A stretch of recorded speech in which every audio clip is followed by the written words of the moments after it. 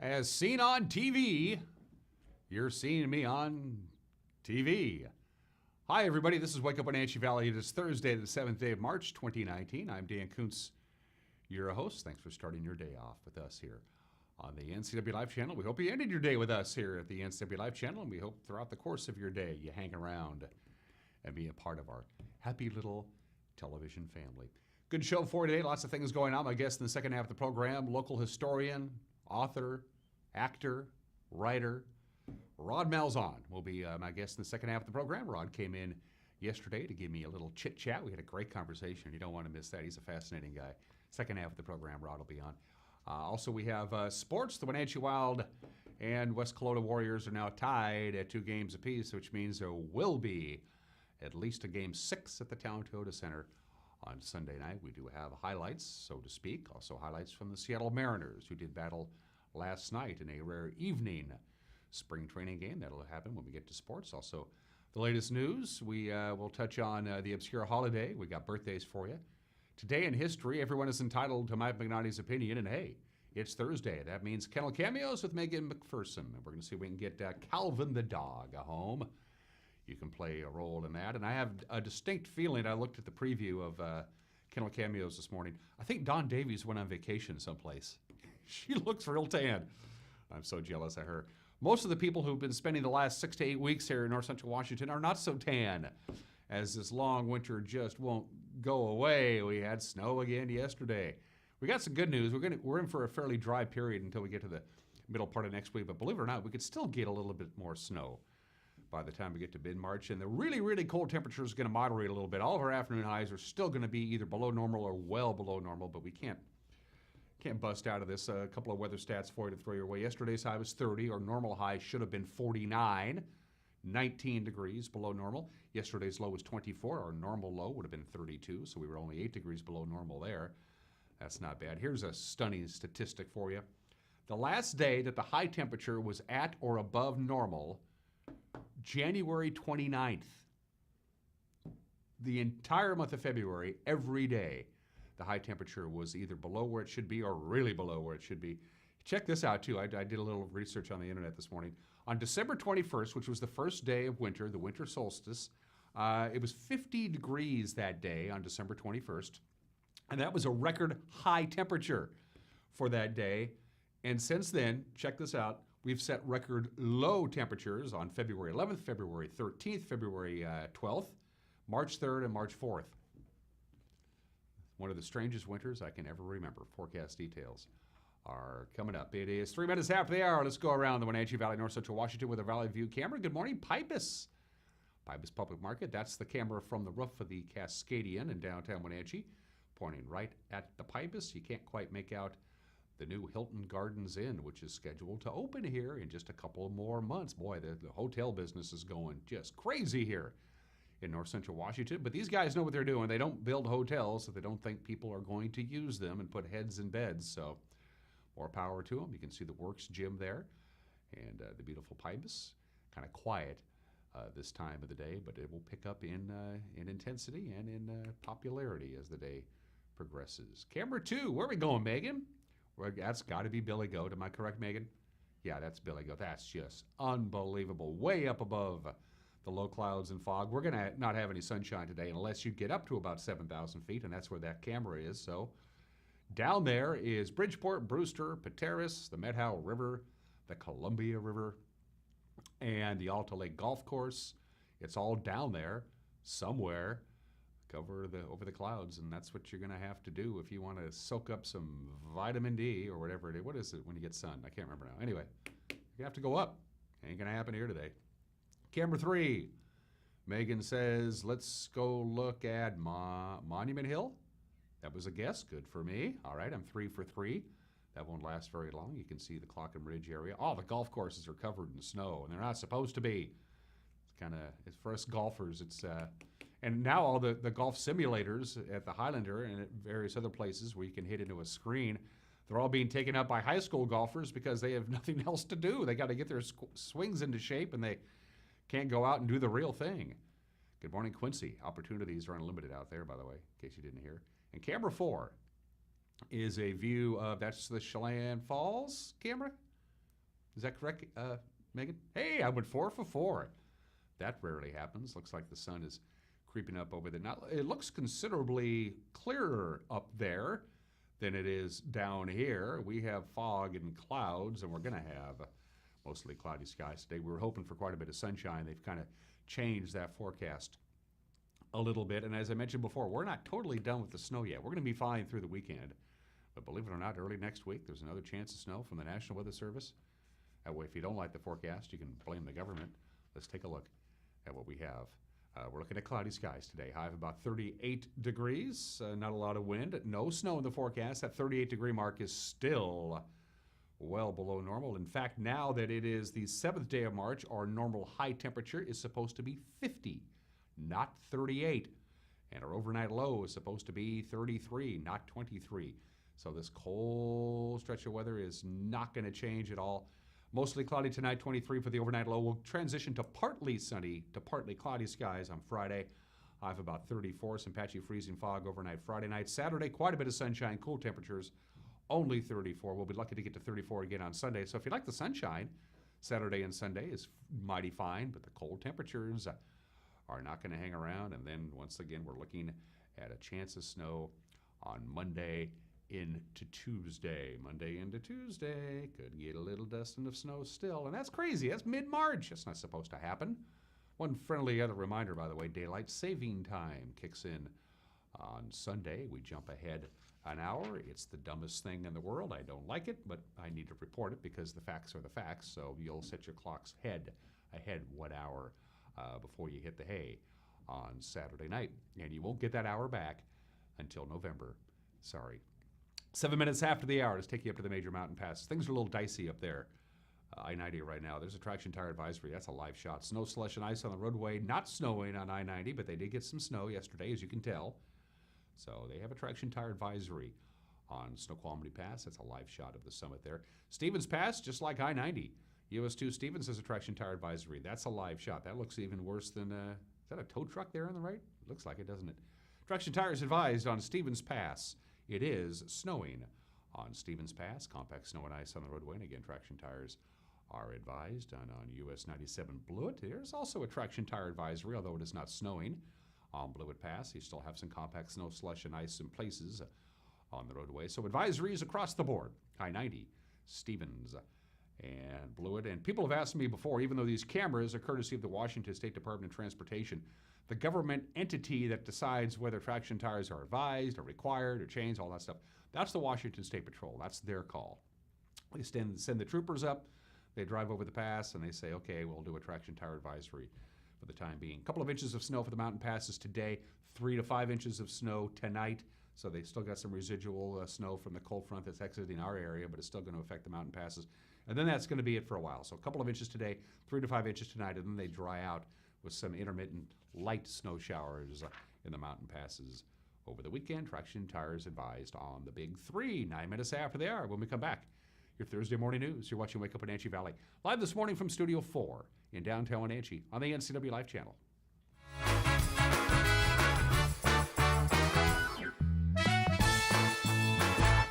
I got into medicine because I love it. I have always had this love of the ideal of the family medical provider. I really, really enjoy those kind of visits where it's not a specific problem so much as it is talking about ways to live a healthier, happier life. I'm excited to play a role in the health and wellness of everyone in the Wenatchee Valley. I look forward to seeing you at CVCH. Hey everyone, did you know that the NCW Life Channel is North Central Washington's go-to source for news? No matter how you prefer to view your news, NCW Life has you covered. Watch the evening news weeknights on TV, stream it, read it at ncwlife.com, or catch the latest news by following us on Facebook. Stay informed with local news, sports, weather, and shows featuring local people and events. NCW Life, a reflection and a spotlight of the communities we call home.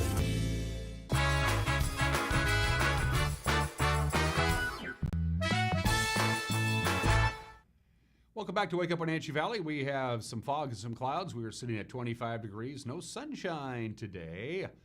Highs will be in the upper 30s, and then we dry out with lots of sunshine, but very chilly temperatures coming up this weekend. Let's take a look at what's making headlines. Another driver cited for driving too fast for icy conditions has caused a two-vehicle accident near Antioch yesterday afternoon. State troopers said it happened about 5:30, as a matter of fact. On yesterday afternoon, it was snowing, and 46-year-old Roberto Montez of Chelan skidded over the center line. He was driving an SUV northbound on Highway 97A. This was about a mile north of Antioch. Montez's vehicle was struck broadside by a southbound pickup driven by 46-year-old Thomas Collins of Cashmere. Montez transported to Confluence Health for treatment. Collins injured, but not transported. As I mentioned before, Montez will face charges of driving too fast for conditions. The roadway was blocked for about an hour. Well, Wenatchee's sports and fitness outlet store announcing major restructuring that focuses more on the retailer's online and ski swap sales. Stan Carson is the owner of Sports and Fitness Outlet, and he says that, well, new world variables have changed retail sales. We're having a major life change at Sports and Fitness Outlet.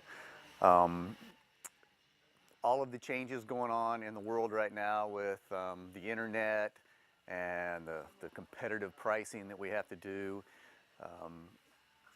The world's just changing for retail. So we are going to cut back on what we're doing with the retail store, because for a long time that's been 80% of my work effort for a very small amount of my revenue. And we're going to focus more on our online part of the business, which we started back in the late 90s, and our ski swap business, which is very good for us throughout the Northwest. Carson says the store will have a liquidation sale that's going on through the rest of this month, and they'll temporarily close in April, then reopen on a limited basis. Carson says they are reducing the types of products that they offer down to the items that they specialize in, which is new and used ski and snowboard gear, wakeboards, water skis, and wake surfboards. All other categories are being actively liquidated. Chelan area voters are going to decide next month if the school district should go ahead with plans and build a new high school. A special election set for April 23rd is a proposed construction bond totaling $75.5 million. The bond would also be used to remodel Morgan Owings Elementary School and would create a new intermediate school for 4th through 6th grades from the existing high school and middle school campus. The new high school would be built on land purchased by the district in the 1990s on North Apple Blossom Drive near the Mountain Goat soccer field. The Lake Chelan School District will host a community conversation and tamale feed to explain the upcoming bond that will take place at the high school on March 11th. A Rivercom emergency dispatcher is being recognized for her life-saving efforts helping a 9-year-old girl perform CPR on her grandmother.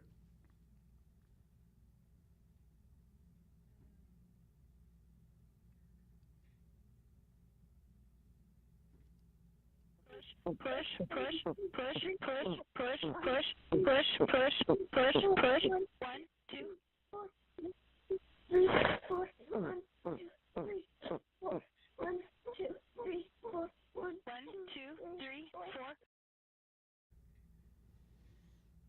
Kathy Carilli has been selected by the American Red Cross to receive a Hometown Hero Award. She answered the 911 call in December for a 9-year-old girl who found her grandmother unconscious in their home. Carilli calmly guided the little girl as she performed CPR on the woman until an ambulance crew arrived and took over. The awards are handed out each and every year by the Red Cross to local individuals and organizations who have done something courageous or exceptional that deserves recognition. It is 14 minutes after the hour. Our newscast isn't necessarily exceptional, but it does need to be recognized every once in a while. I'm just kidding. We have a good crew. Grant Olson with the weather forecast, and he anchors the anchor chair. Sits in the anchor chair. I don't know where that came from. Eric Granstrom will handle sports, the news at 5 o'clock, 6 o'clock, and 10 o'clock right here on the NCW Life channel. It's also available to you to watch online whenever you want to by going to ncwlife.com. Our newscast is up and ready to go on the World Wide Web right around 4:30 in the afternoon, give or take a couple. You can also go to our Facebook page, and we post a link there that takes you right to our newscast. And don't forget, all of our local broadcasts have been archived. Yeah, you can watch whatever you want to watch. An Apple Blossom Parade from 2 years ago. You can do it if you want. Or a sporting event. It's all there for you to enjoy at your own sweet leisure by going to ncwlife.com and get a hold of us if there's something out there that you think demands a little attention. We'd love to hear from you. Email us, news@ncwlife.com. Go to our Twitter handle. Go to our Facebook page and message us. Go to our website and drop us a line that way, ncwlife.com. 15 minutes after the hour, when we come back, sports, plus the obscure holiday, plus today in history, plus birthdays, plus kennel cameos, plus everyone is entitled to Mike McNally's opinion and my conversation with Rod Molzahn. All coming up between now and 8 o'clock. You're watching Wake Up Wenatchee Valley on the NCW Life channel.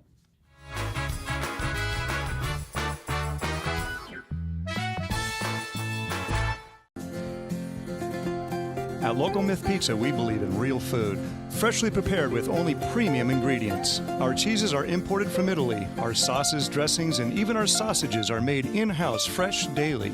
Featuring Northwest craft beers and 30 Chelan Valley wines and ciders. Family fun and amazing food. Eat local, drink local, and be local at Local Myth Pizza. Come see why Sunset Magazine says you can't beat Local Myth Pizza. I'm Jenny Rojanasatian, and this is Guada TV. Every week we will be bringing you a first look at North Central Washington business, tech, and education news. You'll hear from local influencers and innovators who live right here in the Valley. Together, we'll discuss hot topics, current events, and resources that can support your business, our schools, and this community. Join me every week, and let's get inspired.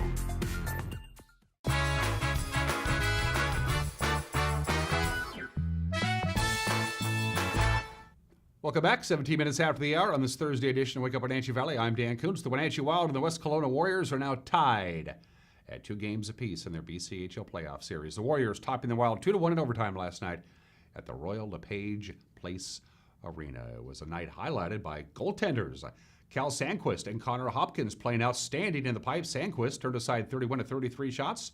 Hopkins just a little bit better for the Warriors. He stopped 39 of 40 shots on goal. Wenatchee jumped out on top for the first time in this series on a nice goal by Lucas Sauter at the 16-12 mark of the first period. It would remain 1-0 until 5:24 in the third period. That's when Parm Dollywall finally broke through for West Kelowna. The two squads would go into overtime, and they would be decided about halfway through overtime once again by Dollywall. Arch Ecker has the call to the Wenatchee Wild Hockey Network video, courtesy of Hockey TV. Tilsley sweeps it back to the right side. Shot taken there, blocked by Arnold and punched out through center. Lucas Bond is there, but it's stolen by Sauter. Sauter's got help with Stratton. He shoots, and he scores! Lucas Sauter on the left side, powered through.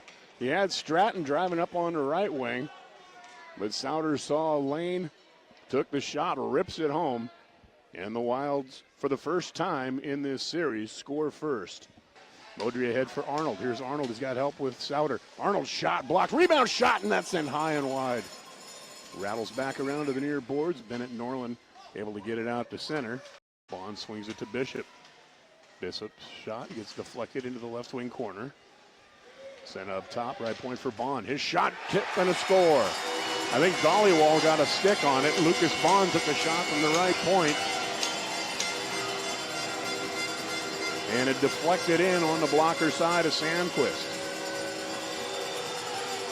5:24 time of the goal. We're even at a goal apiece. Angles it off the wall. Right wing half boards played by Stratton. Over to Modry. Touch passes for Cook. Cook on the left wing threads it through. Loose puck in the crease. Ping pongs around, and Hopkins will cover up on it. Cook and Herzog, the defensive pairing. Puck locked on the dot. Adams fights for it in the corner. Wyatt Head drops it off, loses it. And Reifenberger guides it to the point for Cook. Shot blocked on the way through. Reifenberger shot and a save made Hopkins. Reifenberger wins the draw cleanly. Back to the point. Cook shot. Save made Hopkins. And he'll hang on again as we're down to exactly 1 minute left to go in regulation. He comes in. And another face-off win by Reifenberger. Shot, save made. Rebound! Shot on a save again made by Hopkins. Holy! Connor Hopkins denied Reifenberger once again. Unbelievable. Here's Arnold up on the left side. Pass across, and it flutters over the stick of Sauter. He throws it in on net, sticked away. Shot at the horn, and a save made. And this game will be decided in sudden death overtime. Shot goes low and wide. Played by Bishop. He rings it around. It's out to center. And here comes Dollywall, who hops in around Grabel. Tries to go up front. He shoots, and he scores.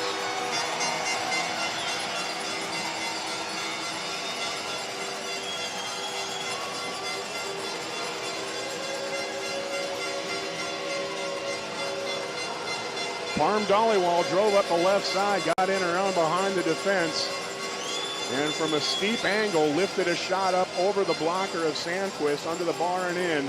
Second goal of the night for Parm Dollywall. And the series is even at 2 goals apiece. 2 games apiece, I should say. Yeah, 2 games apiece. They don't play tonight. Game number 5 will be Friday night up in West Kelowna.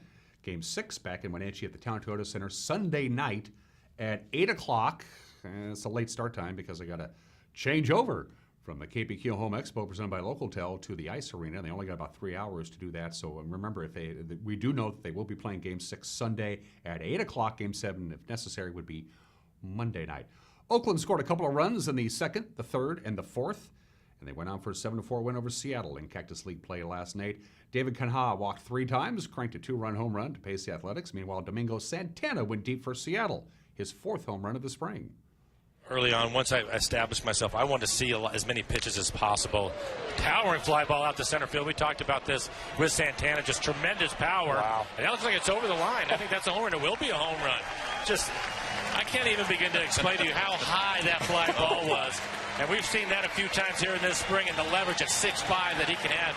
And Ryan, I don't know what to tell you, but that's kind of scary when you see a guy like that getting in the box. Oh, 100%. This guy, Domingo Santana, top 3 most excited guys to watch, I think, this year. Justice Sheffield, once he gets to Seattle, whenever that is. But Domingo Santana hitting some towering fly balls, and he's got... he's got the backing, 2017, 29 bombs. I am so excited to watch this guy hit in the middle of that lineup. Braden Bishop also found the berm of the Peoria Sports Complex with a big 3-run shot in the 4th. This is how the computer's pumping it out. This is how we're going to deal with them. It's something that just doesn't get driven talked about out to left center field. Braden Bishop. That was at the top of the berm out there. The Mariners right back into this ballgame. Braden Bishop had a really nice year last year. Ended up with an injury that cut his season a little bit short. But Ryan, he absolutely tattoos this fastball out to left center. Yeah, there's some human element there. It's good to see Braden Bishop, a guy we saw in camp last year. Get a chance to get a ball up in the zone and just get that. We talked about getting that ace swing off. He surely did. And man, you see some balls fly here in spring training. But I don't care where you are, what time of year it is, that ball's getting out. Bishop is a former Washington Husky trying to make the Mariner roster. He's also playing with a heavy heart. His mother has been diagnosed with early onset Alzheimer's. Seattle will be in Goodyear, Arizona tonight to take on Cincinnati, another night game. Let's take a look at Les Schwab scoreboard. Men college basketball from last night. Noah Dickerson scored 7 of his 22 points in overtime. David Crisp added the key 3-pointer with 48 seconds left. Washington holds off Oregon State 81-76 last night for its 15th conference victory. Paul White scored 21 points and grabbed 6 rebounds. Oregon defeated Washington State 72-61 last night. And those are just some of the games that people are playing at 24 minutes after the hour. The obscure holiday of the day today, it's National Cereal Day. There you go. I rotate between 3 cereals, Fruit Loops, Captain Crunch, and Raisin Bran. We celebrated on March 7th. I don't know why. Actually, we celebrated on March 7th. Cereal has a very interesting history all the way through to the times of the Civil War. People ate big, heavy, hearty breakfasts, and then they didn't eat lunch. So they just ate a lot of meat, pork and bacon and just heavy stuff, ham, and then they wouldn't eat lunch, and then they'd have dinner again. People like, we can eat healthier than that. John Kellogg was, of course, the main impetus of that, along with his brother Will Kellogg. He said, how about meatless breakfast food? And out came cornflakes. That would make them famous and very, very rich. And then in 1939, everything changed when they started putting sugar in the cereal during the manufacturing process. And then you have stuff like that. I got some fun facts about cereal. The cereal industry uses over 800 million pounds of sugar a year. The average American eats about 160 bowls of cereal a year. Cheerios was the original name for Cheerios. By the way, happy National Cereal Day. By far the most popular breakfast food in America. Today in history, happy birthday to the telephone. 143 years ago, that's the actual patent as filed and then granted. And the patent was granted to Alexander Graham Bell on March 7th, 1876 for an invention he called the telephone. Most people think of Alexander Graham Bell as an inventor. He thought of himself as a scientist. In fact, he was so serious about his scientific work that he didn't even use a telephone. He refused to have one. He figured it would interrupt his day. Happy 143rd birthday to the telephone. Oh, we do without that. And 54 years ago today in Selma, Alabama, if you get about 600 civil rights marchers together on a Sunday morning to march for voting rights and civil rights, and you do so in Selma, Alabama, you're just asking for trouble, and that's exactly what happened. It became known as Bloody Sunday. About 600 civil rights marchers just started their march from Selma, Alabama to Montgomery, Alabama, when they were brutally attacked and beaten by the local police force. In Selma, Alabama, they went to George Wallace for protection. Can you call out the National Guard? And George said, nope, just keep getting beat up. Finally, Lyndon Johnson stepped in, and when the television images of the next day began to be broadcast all over the United States, people started to wake up what was going on down there. And finally, today in history at birthdays at 26 minutes after the hour. Happy 69th birthday to Franco Harris. There he is. A great running back with the Pittsburgh Steelers. People forget that his last year in the NFL in 1984, he was a Seattle Seahawk. After the end of the 1983 season, he was that close to breaking Jim Brown's all-time rushing record. He just needed a couple hundred more yards, and he wanted to stay with Pittsburgh, and Pittsburgh said, no, Franco, you're done, so they released him. He signed with the Seahawks. He only rushed for about 170 yards, only played about half the season, realized it wasn't going to happen. The Seahawks let him go. So Franco Harris, whose last professional football game was this, a Seattle Seahawk. He is a legendary running back, 69 years old today. Bryan Cranston is 63 years old today. Will always be known as Walter White on Breaking Bad. He won a bunch of Academy Awards. Also Malcolm in the Middle, of course. Dr. Tim Whatley on Seinfeld. He also does a lot of directing and a lot of writing. Bryan Cranston, very talented guy, 63 years old. And speaking of television celebrities, Jenna Fisher.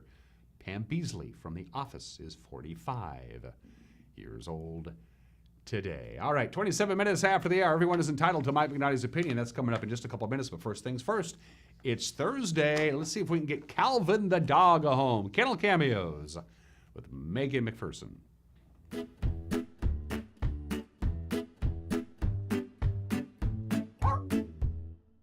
Hey guys, Megan here with the NCW Life Channel. We are here with Don Davies, the Executive Director of the Wenatchee Valley Humane Society, and joining us this week is Calvin, who's a little camera shy. Can you tell us about Calvin? Calvin is really a sweet guy. He's actually very, very playful. He's 2.5 years old. He's been at the shelter since the end of November, and he is a little shy right now, but he is a pretty high energy dog. He's part border collie and part lab. He knows some basic commands like sit and stay and down. And he's probably would not be good with cats, but he does do play group with other dogs, so he does pretty well there. Okay, and if someone wants to adopt him, what should they do? Well, they can come down to the Humane Society, take a look at Calvin, come on out and meet him. You can go on our website at wenatcheehumane.org, and he is microchipped, neutered, and vaccinated and ready to go home. The Wenatchee Valley Humane Society is located at 1474 South Wenatchee Avenue and is open Monday through Friday from 11 a.m. to 6 p.m. and Saturday and Sunday from 11 a.m. to 3 p.m. Give them a call at 509-662-9577 or visit their website at wenatcheehumane.org. This has been Kennel Cameos at the Wenatchee Valley Humane Society.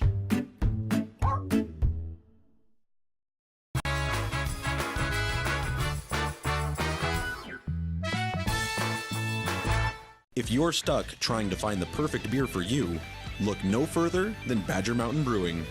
We specialize in creating tantalizing craft beers that will soothe any picky taste buds and will satisfy your cravings.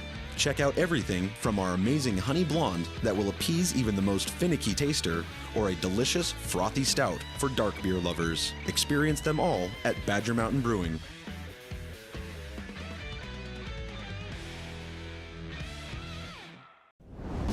SkillSource specializes in assessing and guiding youth, adults, and laid-off workers who want to improve their skills. Here you can attend in-depth workshops to assess skills and interests, make career plans, and learn computer basics. Learning centers provide eligible youth and adults individualized computer-assisted basic education. Vocational training is arranged with approved providers like community colleges or on the job with businesses. Don't wait any longer. Let's get working on the future you've been dreaming about. I'm Tom from Alpine Air Heating and Cooling. At Alpine Air, we think of ourselves as customer service-oriented retailers. When you make an appointment, please visit our store, meet our people, see our shop. We are serious about heating and air conditioning. Carrier and Alpine Air are offering huge factory rebates and financing options for all your needs. Turn to the experts at Carrier and Alpine Air. Call for your free replacement estimate. Heat and air, call Alpine Air, 662-6846. You don't have to be a member to enjoy the view and dine-in style at Highlander Bar and Grill in East Wenatchee. Open 7 days a week, Highlander Grill offers breakfast, lunch, and dinner. Dine in or take it to go, our friendly staff is here to serve you. Reservations recommended for Friday night's prime rib dinner. Call for live music dates. Hi, I'm Shalane, site coordinator for Highlander Grill. Give me a call to schedule your event today.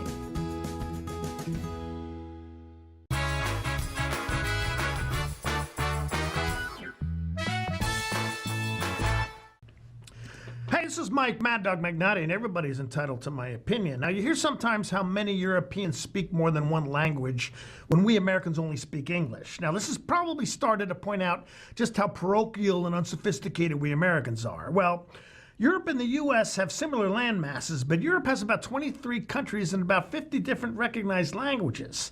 Now, most Europeans travel around to different countries and that kind of stuff, where most Americans travel around in America and may never go to Europe. So why do we need to know more than one language? Okay? Most Americans to speak only English is hardly an indication of a lack of intelligence or sophistication. This is Mike Mad Dog Magnotti, and everybody's entitled to my opinion.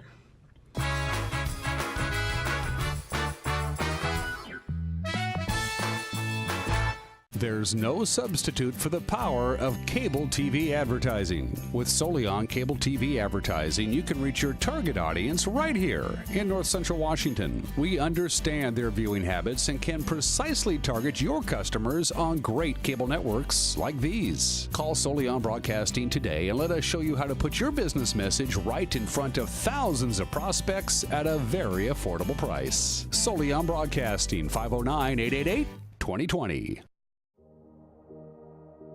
Hi, I'm Kevin Prosser, and this is my print shop, Color Effects in Cashmere. Color Effects offers screen printing, embroidery, and digital printing on t-shirts, jerseys, bags, banners, signs, and more.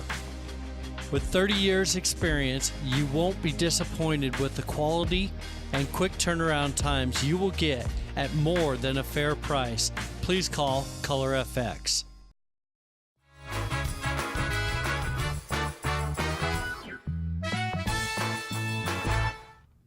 Welcome back to Wake Up in Wenatchee Valley. I am Dan Kuntz. A few weeks ago, I was shopping. Well, I can't tell you the store I was shopping at. I told Target I wouldn't mention their name. Anyway, I was shopping at a local store, and right in front of me in line was Rod Molzahn. And I thought, Rod, you got to come on and do my show. And he said, no. No, I'm just kidding. And we exchanged emails and stuff like that. And he agreed to do this program. Rod, of course, is a local historian. He's dabbled in acting. He's a prolific writer. He teaches. He does a little bit of everything. He's like a Renaissance man. Does that mean you were born during the Renaissance? It does, and that's why I can write about all this history. Because you lived it. Because I lived it. I was here for all this stuff. Rod Molzahn is my guest. Tell folks a little bit about yourself. Give us a little bio. Well, they're looking at me. What can I say? What Dan said, I say that I'm like the man who jumped on his horse and rode off in all directions. Okay. It's painful for the horse, isn't it? Well, it is, but I mean, one day I'm working at Westside High School, which I really greatly enjoy, and then the days I'm not there, I'm sitting at home being a writer and do a little theater directing. I still do a summer Shakespeare camp with middle school and high school kids in Newport, Oregon. Every summer. This will be my 19th year down there. It's my 2 weeks on the Oregon coast every summer. You know, you can't beat that. So, a variety of stuff, mostly in the arts, I guess. Rod and I go back a long time ago in my radio days. He would come down to our studios and work privately with my good friend Uncle Dave Kiefer to record the audio tracks. Uncle Dave, and there they are. Legends and Legacies, which is something that Rod's been doing for quite some time. You brought a couple of volumes. There's I a did. bunch There, of there are them. 3, but the first one sold out twice, and I never reordered it again. So Okay. only 2 and 3 are available. And you can find them at the Wenatchee Valley Museum and Cultural Center gift shop, and up at the Kashmir Museum as well, and at Apolani's, and a few places like that. I guess the obvious question is why? How did this end up on your radar? Like, you know what? I'm interested in the history of our valley and of North Central Washington. I mean, where did this seed? When was this historian seed planted? I guess. Well, I was afraid you were going to ask me that, so I thought about it for a little bit, so I'd have some kind of an answer, and then other than just I don't know. Well, I don't know how far back you want to go. When I was in junior high, I got enthralled with history. I read a couple of historical novels from the colonial war, Revolutionary War, and I thought this is just really neat stuff. So I guess it kind of in a way started there. But in terms of local history, I was teaching at the college in 1989, which was the 100th anniversary of Washington State. And somebody, I think the museum, had gotten a grant to create some plays about Wenatchee's past, and they had a history teacher from Central in Ellensburg who wrote the things, and then they asked me if I would direct them. So that was my first real experience with local and regional history. That was fun. I still remember that. I can't find the old scripts. I wish I could. And I think my actors are all dead now. I'm the only one that's still around. That's really not true. So it just kind of, I've had an interest in local history for a while. How did the rest of it happen? Well, somebody asked me to do the stuff on the radio. And I actually cannot remember who that was or why they came to me, but that was a really fun. Yeah, you did those little 2-minute snippets. Yeah, that's what the CDs are. They're actually those for radio broadcasts, as well as some of the ones from Coho when I did the shows up there for them. So. And there you are. And there I are. I'm here. So how did you come? I mean, just a lot of research, lots of time at the library and the museum, and No, I make all this stuff up. It's all made up. Yeah, that's what. Yeah. John Gallatley never existed. No, well, he did, but he wasn't at all like this. Yeah. No, I give that answer when I don't want to give the long one. It is a research-oriented writing. I mean, there's no other way that I know of to approach it. Right now, I'm working on, I have a book in progress, and I'm working on the chapter that deals with settling the North Country, the Okanagan and the Medhow and all of those areas. So I have a stack of books on my table about like that, and that I'm currently, and the stack I'm on now is for the Medhow. So I'm reading all these histories of the Medhow and all this kind of stuff that I've collected over the years, and writing this stuff is kind of like a mosaic. Does that make sense? Sure. I get a little bit over here and a little bit over here, and 10 years ago I read something over here, and now I'm trying to remember where that was. And so finally get enough stuff that hooks together, and then there's a story. Did you consult really old newspapers, like the old Worlds, or I can't remember do. the other newspaper? What was the one that was? Well, the Advance, the Wenatchee Advance was actually the first one in town. That started in 1892. That was bankrolled by Judge Thomas Burke and his investors, who really created Wenatchee. And they had. You want me to tell these stories? Yeah, I'm just the reason I brought it up is I'm into history and I like history. But when you go back and you read archived newspapers from the 10s and 20s and 30s, when newspapers were the primary source of information, period, newspapers were trying to outdo each other circulation-wise, and sometimes one of the casualties of writing stories, news or not, is the truth. You dress it up a little bit so you can move more newspapers. And I'm just curious. No one would do that. No. Well, as you go through archives, you go, well, that's a great story, but is it? But that's why you can't just take one source as the explanation for something. The real challenge is to find multiple sources to talk about the same event or the same time period, and see where they kind of meld together. And then the truth is a strange and slippery thing, and in politics certainly, and in writing history too. And sometimes I think, all right, I got it, and then the next week I'll read something else, and I go, no, I don't got it at all here. A lot more to do here. So it's that kind of a constant process. I'm going through this stack of books, and I just page by page. I read them all a couple times already, but I read them again, and then this time I keep notes of what things are covered at what pages, so I have a way to go back and find stuff when I'm really starting to put things together. When you put together the Legends and Legacies series, and as Rod said, there's still volumes 2 and 3 are still available all over North Central Washington. Is there any couple of stories that just jumped out at you that once you wrote it, you couldn't wait to put it down on tape because it was just such a juicy, great beat of information? Well, I'd like to say that all of them would fall into that category, but that's a kind of a judgment thing. I'm sure there are. I was very, probably not the best conversation for a Tuesday morning, or Wednesday morning, I should say, but as we tape this, I can't keep track. The only reason I know what day it is because my mother is 98, and whenever I call her every morning, the first thing she wants to know is what day is it. Happy birthday. Yeah, so I kind of have to keep that in mind. Where was I? We were talking about some of your favorite stories. Favorite stories in there. Yeah. I got really fascinated with, once I discovered that it had happened about what is generally referred to as the White River Massacre, when a company of Army troops killed about 60 Wenatchees in a camp about 5 miles up the White River, men, women, and children. And I thought, well, I didn't know any of that stuff happened here, so I like that. Let me tell you about a different thing. This is really where the fun comes, all right? I've been, once in a while, I have the opportunity to interview somebody who's old enough to actually have a story to tell, right?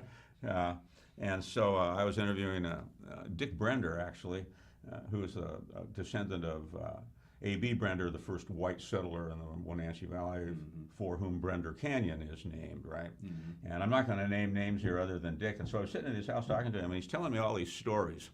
And I think, well, that's good. And I always record this stuff because otherwise I have to take notes and I can't listen, you know. So I said, I'll get back to that later when I listen to it. So then he says, oh, here's a story you'll like. He's telling me about some couple in the Brender family, a husband and wife. And they had a bunch of children, too. And they'd been married for 30 years. I thought, oh, okay. I could add up all 3 of mine, and I wouldn't. I probably wouldn't get to 20. Wouldn't get to 20. Yeah. You know? So after 30 years, one day, the wife said to the husband, take out the garbage. And he turned and looked at her and he said, you're not standing in wet cement. Which is a way of saying, well, you do it. Yeah. And those were the last words that they ever spoke to each other for the rest of their marriage. Oh, wow. When they would have family dinners and their adult children would be there. It just wouldn't. The wife would say, Frank, tell your father. And of course, father's sitting right down there, right? And so I'd tell him, and father would say, tell your mother. And so how long were they married after this incident? I guess quite a while, but wow. I get these stories and I think, I don't know what I'm going to do with that. I'll save it for TV. There you go, and here you are. So you just never know when something's going to come up. Well, I'll give you a nicer version of that. Deke Brown was the first white settler in the Monitor area, and it was actually that area was called Brown's Flat for quite a while. When Deke came up here with a friend of his, they came up to, the friend had been up here before, Tom Owens, and he'd set traps. And so he wanted to come up and check his traps. And so Deke came with him from the Vancouver, Washington area. They came up, they walked all the way up with their stuff over their shoulders. Wow. Deke got up, there used to be an old Indian trail that went up over kind of like where Horse Lake Road is, right, up in there. And you'd get up to the top and you could see the upper valley. You could see the Monitor area and all of this. And you couldn't see that before, right? Yeah. So when they got to there, Deke said to his friend Tom, he says, you know, if there's 160 acres here, this is where I'm going to live. And Tom said, you're going to need a wife. And Deke said, well, I think I know one. And so that's how it started. So Deke got his homestead, and then he started writing letters to his 2 brothers in California to try to get them to come up, which they finally did, and also to Lucy Cole in the Vancouver area, a woman that he had known. And I can kind of tell you the letters, the last three that were pretty funny. Deke writes to her. Of course, writing a letter meant writing it, taking it down to Sam Miller's trading post, waiting for somebody that's going in the right direction. Right. You know, I mean, this is a long-term process, and then to get one back. So he writes to Lucy, and he says, "This would be a great country to live in if a fella had a wife." And did that work? Well, it did in a way. Lucy wrote back to him and said, "I think I know someone who might be interested." Okay. These were not people of a lot of words, all right? And so Deke wrote back. This is probably a month later by the time this is all going. Deke wrote back and he said, "Would you like to join me?" And Lucy answered that and said, "Come and get me." So he went back down to Vancouver. They were married, and up she came. I like those stories. Yeah, it's a great story. And the Brown family, I believe, still has folks in around here. Carl Brown was a very good friend of Yes. my father. Okay. Actually, this afternoon I'm going up to see Jack Pucell up in Monitor, who is a descendant of the Brown family, and his house is on some of the original 160 acres, and he's just been a treasure trove of family information and stories and photographs. For newcomers to the Wenatchee Valley, and this place has been exploding over the last 15 or 20 years. We're just getting bigger and bigger as people have discovered our little secret, and now they're moving in. What's the first thing you tell to say newcomers, a young couple with a kid, and say, this is our home. We're going to put down roots here. Our kids are going to go to school here. My career is going to be here. This is my hometown, the Wenatchee, East Wenatchee, North Central Washington area. What do you want to tell them about what they need to know about the history of this place? Well, I'd send them off to buy my CD. Yeah, of course. There you go. And start reading the Good Life magazine right. on a monthly basis. You know, this isn't exactly an answer to your question, but one thing that I found quite interesting in terms of the CDs is that people who are, as you're talking about, somebody new to the Valley, is generally, they'll go out and they'll find these things and buy them, right? And then they learn all this stuff. People who've grown up here, they don't know this stuff. You might be right. Well, I know. I mean, some of them do. I don't make, here, that's a generalization, sure. but I find a lot of people that will basically read something in the Good Life or listen to something on here and say, "I've lived here all my life. I didn't know that." And I say that's because I just made it up, you know.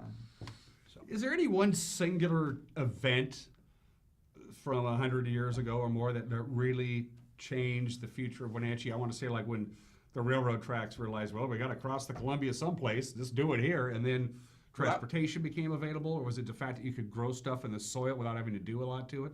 Any one event? One thing that really changed the Valley, the railroad was substantial in the effect that it had, but the thing that really made the success of the Valley happen was the Highline Canal. People were planting trees, but when you're carrying water by the bucket up from the Columbia or up from the Wenatchee, the Richardson family up in the Monitor area, they had like 13 kids, and they had an 8 and a 9-year-old boy, and all spring and summer, those boys had a job. Hauling water? Hauling buckets of water up from the Wenatchee, and one bucket at a time watering the apple trees that George had planted. Well, you can only go so far with that kind of thing. So everybody began to understand that in order for the Valley to really develop and really succeed, they had to solve the irrigation problem. The railroad was there too, and they needed that because the irrigation gave them the opportunity to produce the fruit crops. But the railroad provided the opportunity to get those things to markets. So the combination, the railroad came through here in 1892, the Highline Canal was 1903. So there were a number of years that went on between those two things, but the canal was really what turned the corner for the Valley. We're talking to Rod Molzahn. I have a couple more questions. The classic Wenatchee names that we think about from the real pioneers, the John Galatleys, the Conrad Roses, the Guns, the Gun family, all of those. Were these people visionaries? Were they characters? Were they a little bit of both? Well, that's a good question. I've written about all of those people. Galatley, of course, was mayor a couple times and has a really interesting past. And Conrad Rose and who else? What was the other one you said? The Gunn family. Oh, Arthur Gunn, yeah. Arthur Gunn, He died too soon. Could have done a lot more for the Valley. They were not really the pioneers. Those guys came in, Glatley came here in 1901. They were all late 1890s or earlier. By the time they came in, all the homesteading had been done, and there was no more free land in the valley itself on the Wenatchee Flat. You had to go up into the Stemelt Basin or Squilchuck or those kinds of places. So there's really a distinction to be made. The pioneers came in with the idea of claiming that 160, or if you were married, 320 acres, all right, for basically nothing. You know? So that's what got them out here. But they didn't so much build the town as build individual properties. There was no apple market, so these people with 160 acres, they planted some wheat, they planted gardens, and then once it became clear that there was going to be water at some point, and some of them planted peach trees because peach trees are ready to bear in like 4 years or something like that, and the apple trees are more like 6 or 7. So we had a lot of peaches here in the valley before we had a lot of apples. One more question with Rod before I cut you loose. The People of Our Past has been this program that's been going on at the Wenatchee Valley Museum and Cultural Center when local thespians get together and they act out as pioneers of North Central Washington. You've written most of these scripts. I know you kind of backed off that a little bit. What's the challenge from being a historian and somebody who delves into the deep history and turning it into something that can be presented on a stage? Wow. That's again an excellent question. I think that not only did I become the historian and do research, I will give credit to Chris Rader, who's been at the museum for years and years and years, and she does great research. And when she asked me to write the dialogue for the Wagners, I said, okay, but I know a lot about him already, but any other research you will do, right? And she said, yes, I will. So I became the historian. But I think my background in theater had a lot to do with being able to turn this historical information into a believable character standing in front of you and saying, this is what I have done here in this valley. Does that make sense? Yeah, absolutely. So I think that combination of two different kind of areas that I've worked in over the years has really made that work. Rod, by the way, writes a column, as he mentioned before, in The Good Life. It's the monthly magazine published by Mike Cassidy. You got to check it out. It's all about Wenatchee history. Last question: What's next on Rod's agenda? Next, can you give us a preview of some of the upcoming columns, or what do you? Any special projects you're working on, Rod? Yeah, I just sent him a new one every month. You know, this was number 141. Neither Mike Cassidy, the editor of the magazine, or I don't think had any idea that we were both going to be doing this stuff this long. This started in like 2007, something like that. Yeah, I think that's when the first of those were written. I've been working on a book, not like the Good Life stuff, but a rethinking of the history, and it will cover, or it does cover, not just the Wenatchee Valley, but what I call the North Country, the Okanagan, the Medhow, Lake Chelan, all of those things up there, up to the Canadian border. So I've been working on that for 10 years, maybe, I guess, something like that. A lot of research, a lot of rethinking of stuff that I'd already written about. It would have been a lot easier if I just gathered up the best of the Good Life stuff and said, here you go. Here you go, there's a book, But I wanted a story, I wanted a narrative, you know. Ron McGahey, who runs directs the Lake Chelan Museum up there, he's talked to me about this before. I'm going to go up and speak to their annual membership meeting for the Lake Chelan Historical Society. And he asked me in an email, said, you want to tell them about your book? And then he put, it'll be out next Christmas. And he puts a smiley face after that. Because the last time he and I talked about it, he said, well, how's it coming? And I said, well, it's going to be ready last Christmas. So that's the way I talk about it. Yeah. I figure this has really been a neat project. I have learned so much with all of these things, and this book project has just really made me learn even more. I figure I'm in the midst of chapter 10 out of what I think will be maybe 12 or so. Okay. So I can see the end. A year or two ago, I couldn't see the end. I don't know if that makes sense or not, but now I can see it, and I go, all right, now I want to get there. So that's really where I'm going. I do the monthly Good Life thing. I do, as I said before, my Shakespeare stuff, and I talk to historical groups, and I teach. You know, I spend 3 or 4 days a week at Westside. By the way, go ahead. Dan said I could plug whatever I wanted. Plug whatever you want. On the last Thursday of the month, that evening, I wish I could remember the date, Westside High School will be having its annual spaghetti feed. It's a benefit for, in this year, a different person every year. This year, it's a young boy with cancer who's not doing particularly well. The benefit is really more to raise money for his family to be able to travel to where he is and to spend time with him. So that's that last Thursday. You can call Westside for the date. I can't remember what it is, I'm sorry. And Lord knows why, but they've asked me to MC the thing. Last Thursday of this month, this big last spaghetti Thursday feed. of this month, the spaghetti feed. It's always a great event, and they're, you know, it's for what they always say, good for a good cause. So I'll plug Westside's spaghetti feed. There you go. It's Legends and Legacies. Again, the first volume on it. It's stories as narrated. Rod himself narrated them. Boy, you were. Look at that. Was I handsome? Look at that. You've aged terribly. I know. Well, not only do you get the stories, but behind my voice, you get this wonderful acoustic guitar music, which is being played by my talented youngest son. He's almost 30. I guess I shouldn't call him my youngest son anymore, but he is. Anyhow, so you get a little bit of nice original music from him. That's it's fascinating. It's great road trip listening. It really is. And I get a lot of people that say, I keep one in my car. The stories are short enough. I can leave Safeway, hit the story, and by the time it's done, I'm at the next place I'm going. So when your book comes out in 2027, can you come back on the show and promote it? I will. Good. Somebody has to. Rod Molzahn, Wake Up Wenatchee Valley. Everybody, don't go anywhere. We'll be right back.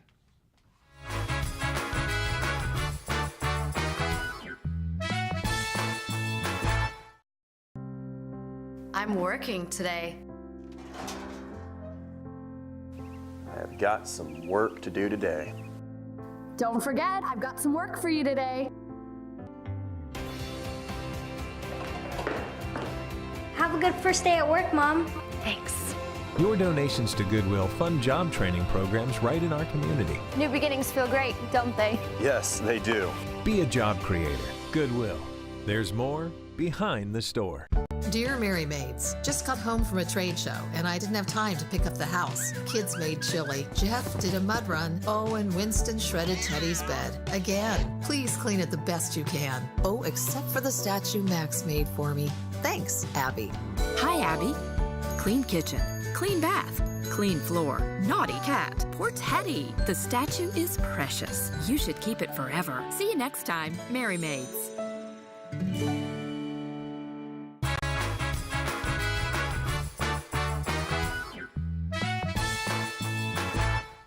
And we are back with just a couple of minutes left on this Thursday edition of Wake Up Wenatchee Valley. Dan Kuntz, your host. When we have these opportunities to refresh you on your weather forecast, we do so.